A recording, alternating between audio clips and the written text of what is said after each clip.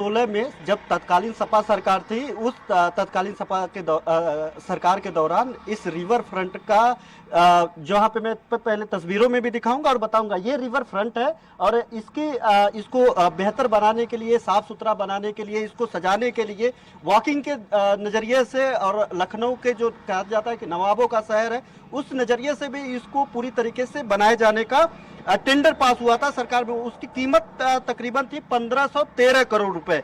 अब 1513 करोड़ रुपए में इसको पूरी तरीके से तकरीबन 16 किलोमीटर की ये दूरी है, ये इस रिवर फ्रंट की अगर बात करें तो, और कई तरीके के हाई मास्क हैं, जो रोड है वो रोड है, कई तरीके के वो छोटे छोटे लैंप हैं, छोटे छोटे स्पीकर्स हैं और बहुत सारे ऐसे तमाम यहाँ पे चंबर चबूतरा बनाया गया है ताकि यहाँ पे लोग आकर के रिवर फ्रंट का दीदार कर सके, अपने परिवार के साथ घूम सके, सवेरे मॉर्निंग वॉक कर सके। बहुत से ऐसे तमाम जो विजन है, अगर विजन की बात करें तो बहुत बेहतरीन विजन के साथ इसे बनाया गया, लेकिन ये पूरी तरीके से भ्रष्टाचार के भेंट चढ़ गया। मैं आंकड़े बताऊंगा, आंकड़े से ही समझ में आ जाएगा कि इसमें किस तरीके से भ्रष्टाचार किया। 1513 करोड़ रुपए का ये टेंडर रहा बनाने के लिए।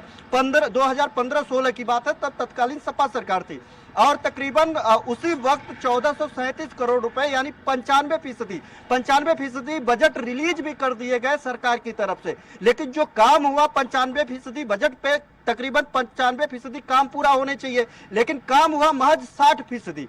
जाहिर सी बात है कि 95% बजट लेकर के 60% काम होगा तो उसमें साफ तौर पे पता चल जाता है कि यहाँ पे भ्रष्टाचार का खेल पूरी तरीके से खेला गया है। यही कारण है कि जब सरकार 2017 में बदलती है, सीएम योगी आदित्यनाथ की सरकार आती है, तो योगी सरकार में सबसे पहला न्यायिक जांच इसी रिवर फ्रंट का होता है और उसमें पाया जाता है कि कई इसमें भ्रष्टाचार के पर्याय ये जो है रिवर फ्रंट बन चुका है। उसके बाद यह न्यायिक जांच में कई लोगों को ये जब सरकार को पता चलता है इस तरीके की भ्रष्टाचार हुई है, तो इस मामले को सीबीआई को दे दी जाती है, सीबीआई को संस्तुति की जाती है, सीबीआई जांच करती है और सीबीआई जांच में तमाम तरीके के इंजीनियर और इसके जो वर्कर और बहुत तमाम तरीके के जिम्मेदारों को गिरफ्तार किया जाता है। लेकिन जो बड़ी मछली है जिसके अंडर में ये सब कुछ होता है, उसको हाथ तक नहीं लगाया जाता है और तब से लेकर के अभी तक इस मामले को कहीं ना कहीं जांच और पूछताछ की एक लंबी कड़ी चली है। अब जो है सीबीआई इस मामले में शिवपाल सिंह यादव जो तत्कालीन सिंचाई मंत्री थे, जिनके विभाग के द्वारा इस टेंडर को पास किया गया था, इस टेंडर पे पैसा रिलीज किया गया था, उन पे और 2 वरिष्ठ आईएसओ पे जांच करने के लिए फिर से सीबीआई ने शासन से अनुमति मांगी है। घोटाला है ये और इस पूरे ही मामले में कई अधिकारी कर्मचारियों की संलिप्तता भी सामने आ रही है। अभी तक कितने लोगों की इसमें गिरफ्तारी हुई है? कौन कौन से वो बड़े नाम हैं जो यहाँ गिरफ्तार किए गए हैं या उन पर अभी कार्रवाई चल रही है?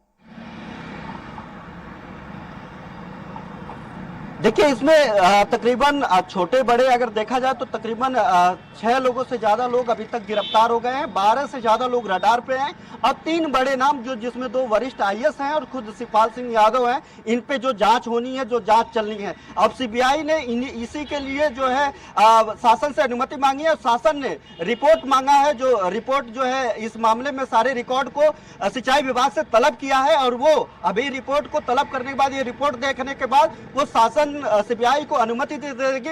फिर कहीं ना कहीं इसमें जांच के बाद गिरफ्तारी की जो तलवार है, सीबीआई की गिरफ्तारी की तलवार है, वो सीधे शिवपाल सिंह यादव 2 वरिष्ठ आईएसओ के ऊपर लटकती हुई दिखाई दे रही है। अगर इसमें सही तरीके से जांच की जाती है तो फिर इसमें इन लोगों के बाद भी बहुत सारे ऐसे लोग होंगे जिसमें इनमें रडार पे आएंगे। हालांकि जो ठेकेदार है, जिसने जिस कंपनी ने इसका ठेका लिया, उसके अलावा जो जेई है और कई तरह इंजीनियर हैं, जूनियर इंजीनियर हैं, ये अब तमाम लोग इस पे पहले से ही गिरफ्तार किए जा चुके हैं। लेकिन इसमें कहीं ना कहीं इतने बड़े लगभग 1500 करोड़ रुपए की घोटाले, 1437 रुपए घोटाले में इसमें जाहिर बात है कि छोटे सिर्फ कर्मचारी ही इसे पूरा नहीं कर सकते, सिर्फ इसको इतना बड़ा मामले को इतना बड़ा कांड नहीं कर सकते। इसमें जो छोटे लेवल से लेकर के बड़े लेवल के लोग संलिप्त हैं। इसका जो न्यायिक रिपोर्ट जो मिली थी शासन को, जो योगी सरकार ने कराया था उसमें साफ तौर पे ये सब दिया गया था।